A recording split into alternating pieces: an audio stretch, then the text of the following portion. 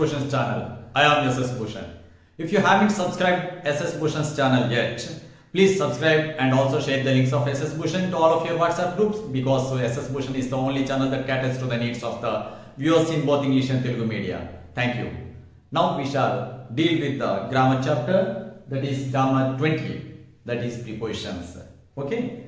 Now coming to a preposition, as I had said earlier in my videos, noun, pronoun, verb, adjective, adverb. Now we have come to the sixth one, preposition, which is one of the parts of speech.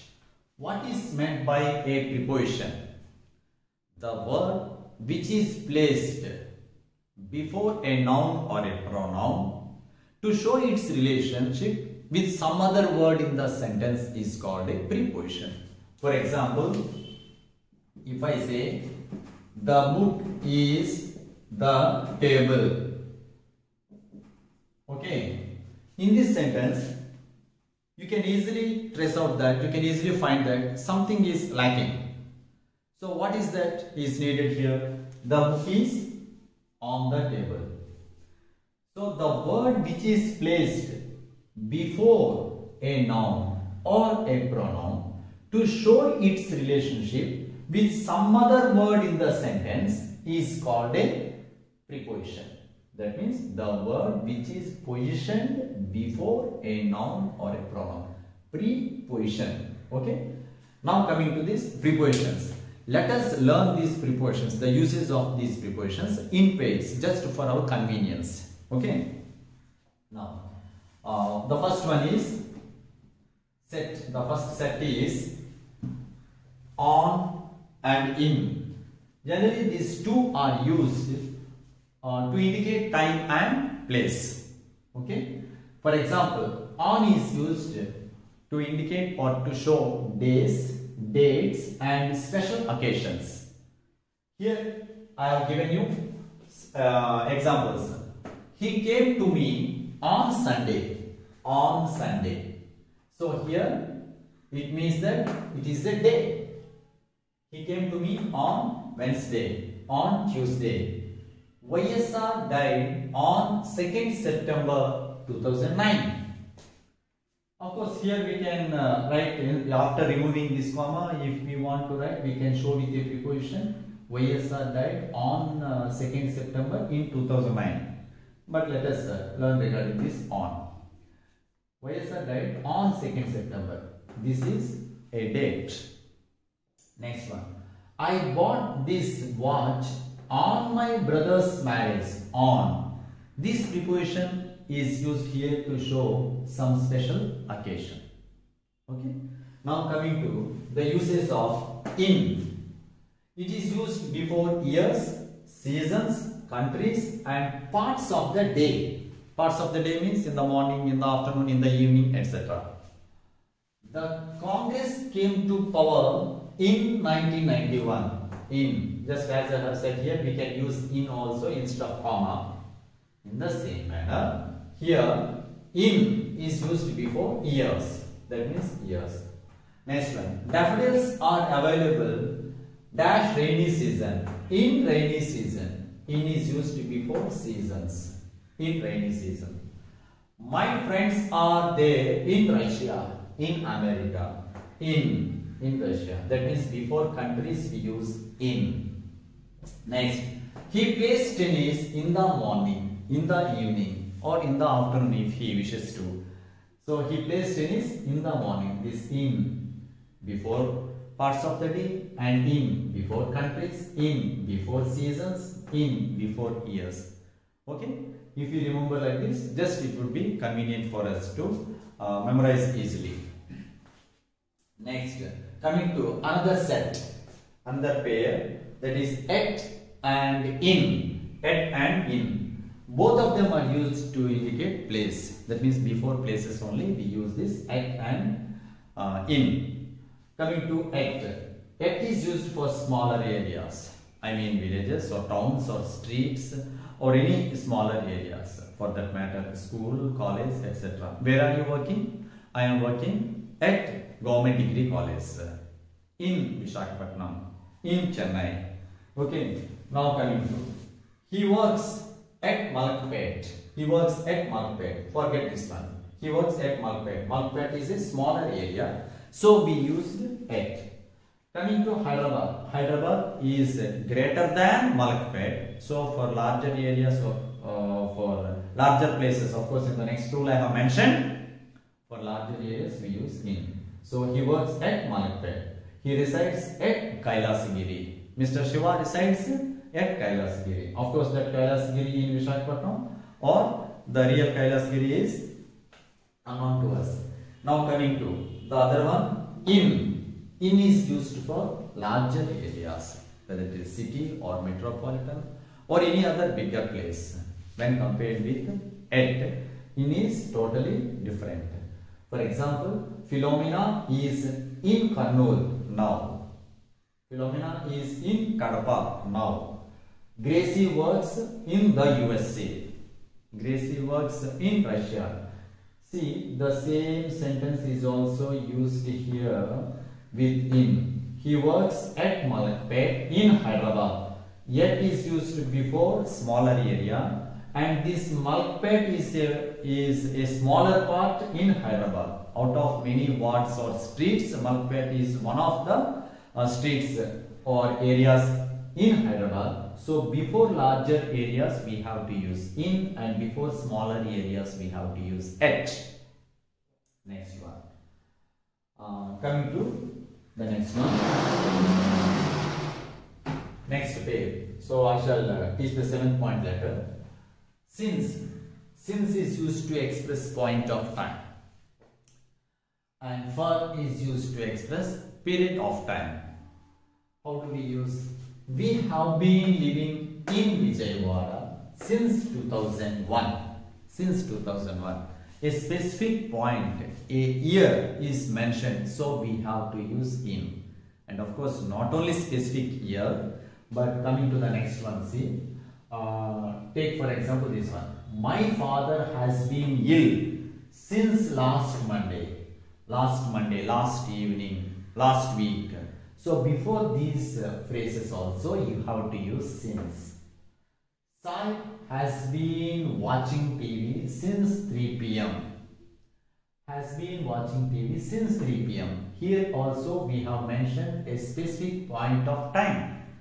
In this sentence also, even though there are no numerals 3 p.m. or 1991, but this since can be used before the phrases like last Monday, last Thursday, last month, last week, last year. Since last year is also right usage. Just if we express a point of time, means if we express years, or if we express dates, or if we express a particular time only, we have to use since, means it is a wrong notion. We can use since here too. Next, Pandu has been playing cricket since yesterday. Since yesterday. Since is used here. Next, Tanmay eats for a long time. Now coming to the uses of for. For we expressed it, we have said that it must be used to express period of time, some duration. Tanmay eats for a long time. It might be 11 to 1 or 3 to 5. So for is said to be used here to express for a long duration. So for a long time. Parjanya has been preparing. Tanmay and Parjanya are proper nouns. Okay. Parjanya has been preparing for IIT for the last few days. For the last few days. For it may be 10 days or 20 days or 30 days. For the last few days. Varshita has been sleeping for 8 hours. That means right from 10 p.m. to morning 6 a.m. So for here hours, a particular duration is mentioned here. So you have to use for. They have been living in this house dash 20 years. For 20 years. Next one. Jayanti studies only for a few hours every day. For a few hours. It doesn't mean that 2 hours or 3 hours. Before 2 hours or before 3 hours only we have to use for. It is a wrong notion. We can use in this context also. For a few hours. Okay, when we can't mention specific time, or when we can't mention specific hours, then also we can use for. Jayanti studies only for a few hours only. Okay, for a few hours every day. And just I would like to mention a little bit of difference between these two sentences. My father has been ill since last Monday. So here we use since.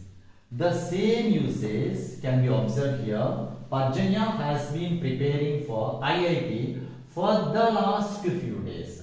Here why did we use for? Why did we use here since? Here when the is used before last, when the is used before last, you have to use for. When the is not used before last, then you have to use since. Okay. Now coming to the next one, another interesting one. In is used before the word bed. For example, Rishita is in bed now. It means that she is sleeping. It doesn't mean that she is under the cover or under the mattresses or inside the mattresses. It doesn't mean like that. Rishita is in bed now. In here it indicates that she is still sleeping. For example, you have gone to her house at 6 a.m. or 7 a.m. Her mother says, she is still in bed, Babu. You can't meet her now. So Rishita is in bed. In means here she is still sleeping. Akbar was in bed till 8 o'clock. Was in bed till 8 o'clock, and after 8 o'clock he went away, or he went to bathroom or somewhere else. Akbar was in bed. Was in bed. Okay. In. Ramoji is dash bedridden. So can we say that we have to use here in? No, that is wrong usage. Here it means that he is in a bedridden condition. He is ill. So you can't use it because the word bed is here. You can't use in. Wrong. Ramoji is in bedridden. Wrong. But we can say Ramoji is in bedridden condition. If the word condition is used, then you can say in. Ramoji is bedridden. Ramoji is in bedridden condition. Then it is right. Okay? How is he means? How is Ramoji means? He is in bedridden condition. So that is one interesting usage. Please bear that in mind. Now, the word sit takes the preposition on even before bed. On. The word sit takes the preposition on even before bed. Just now I have said that in must be used before bed. But there are some contexts for usages where you have to use on. That is, the word sit takes the preposition on. See, for example, Rushali is sitting on the bed. Here the bed is there. Just now I have told you that before the bed you have to use in. But when we come across the word sitting, then you have to use Roshali is sitting on the bed. She is meditating on the bed. Okay, so sitting on the bed. The boys are sitting on their beds. So even though beds are there, you have to use on because it is preceded by the word sitting. Next one. In the same usage, in is used in all cases except with sit. Except with sit. In is used in all the other cases. Lakshmi is in her seat. Lakshmi is in her chair. The principal is in his chair. The principal is in his chair. Okay. So here there is no in or there is no bed or there is no sit. But you have to use in before this her seat, etc. before these words or in this context when you want to say that a particular person is in his seat or when a particular person is in his office. So, and one more thing here I would like to mention. But here, see, the same in is used after sit when it means that a person is sitting in the vehicles. The same in is used after sit. Actually, after sit, I mean we have to use here. Just now I have said sitting on the bed, sitting on their beds. Okay. But when we want to say that a person is sitting in the vehicle, in the bus or in the car, then the usage must be like this. Namrata is sitting in the car. Namrata is sitting in the car, in the bus. The boys are sitting in the bus, in the auto. When it means, when you want to say that those persons are sitting or they are already in the bus, then you have to say in before the vehicle, in the bus, in the car, in the auto rickshaw. Okay. So these are a few interesting prepositions. We shall deal with the remaining prepositions. Thank you.